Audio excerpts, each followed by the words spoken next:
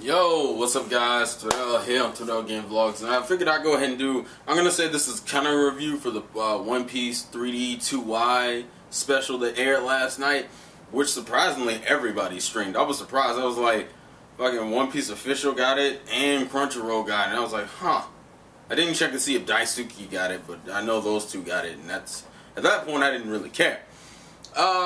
So the special, in all intents and purposes, takes place in the middle between. It takes place during the time skip, even though the beginning of the special and the end of the special are pretty much recaps.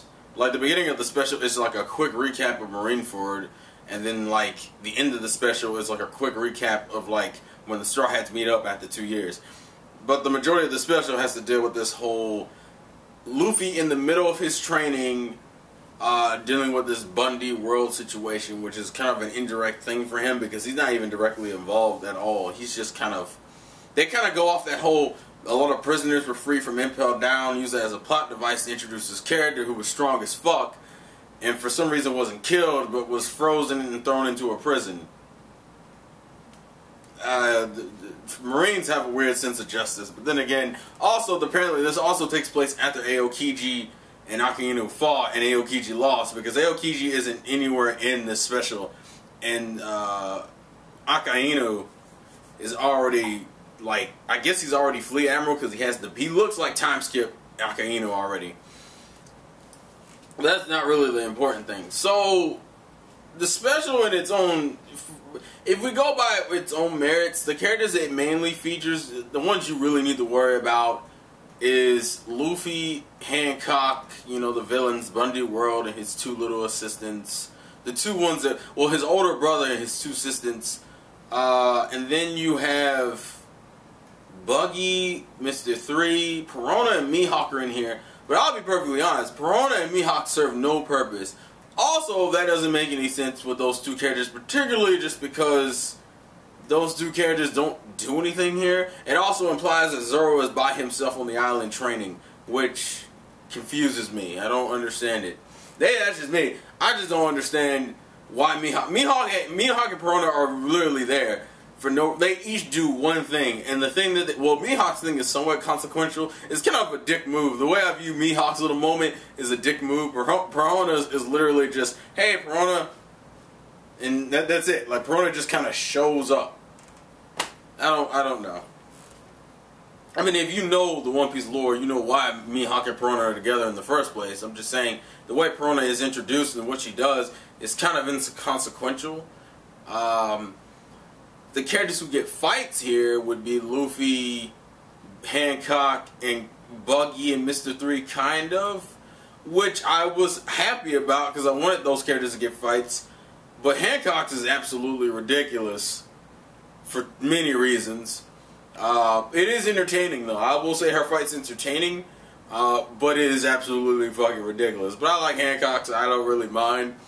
Buggy's and Mr. 3's is just kind of set. It pretty much falls in suit with the kind of character you expect Buggy and Mr. 3 to be. It just makes me mad because it undermines Buggy's strength. Like, people like to throw Buggy under the bus like as a throwaway villain, like he's not strong. Buggy is actually relatively strong, and it made me mad because the guy he was fighting has an ability that would have worked as an interesting counter for Buggy. Well, not really an interesting counter.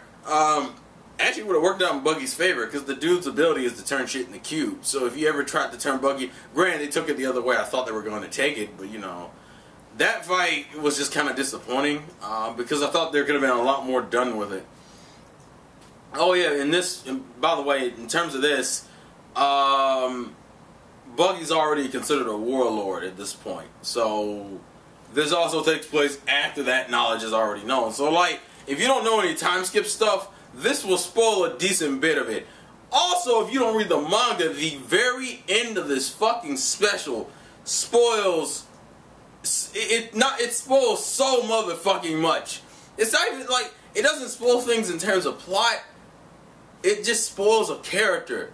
And I was like, yo, I know this is coming up in the anime soon. Why'd you spoil it in the special? And if you know what character I'm talking about, it's a character who's shown in Dressrosa that we've seen before, but we haven't seen in time skip, and it's a character everyone loves.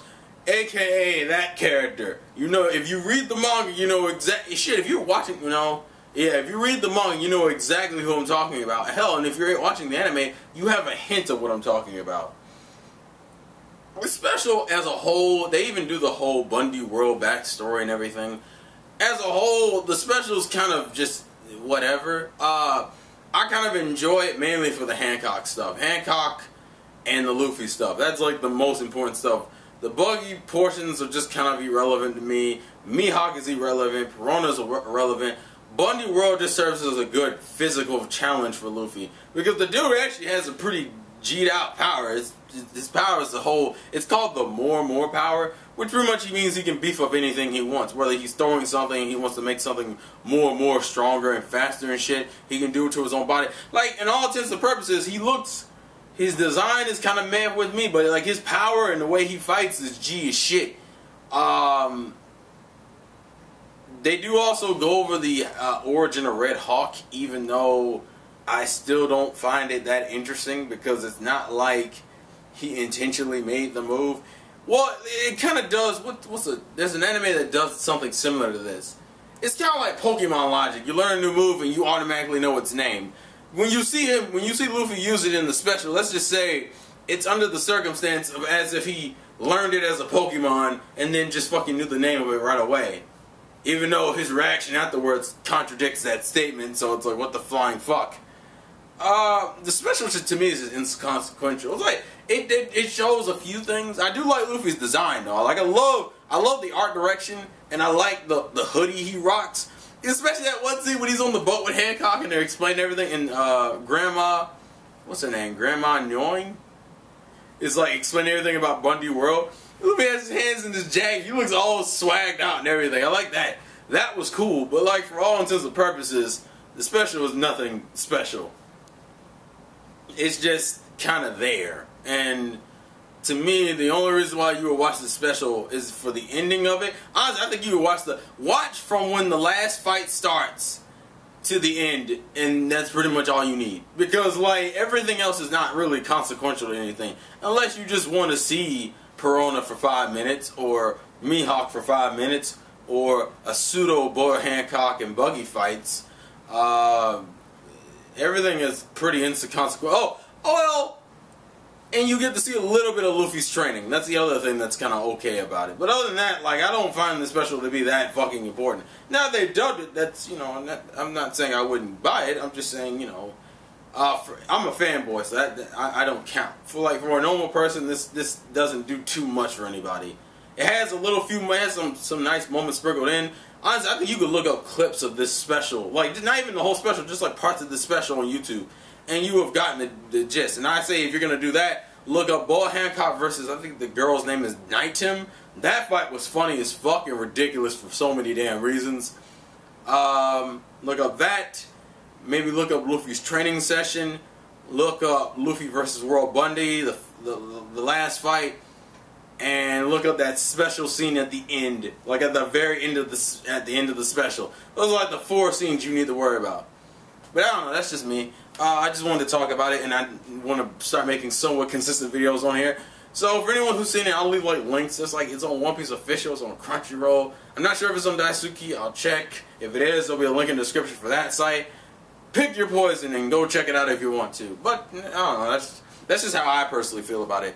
Anyways, this has been Lost Game for your boy Terrell, and I'll catch you guys later. Peace.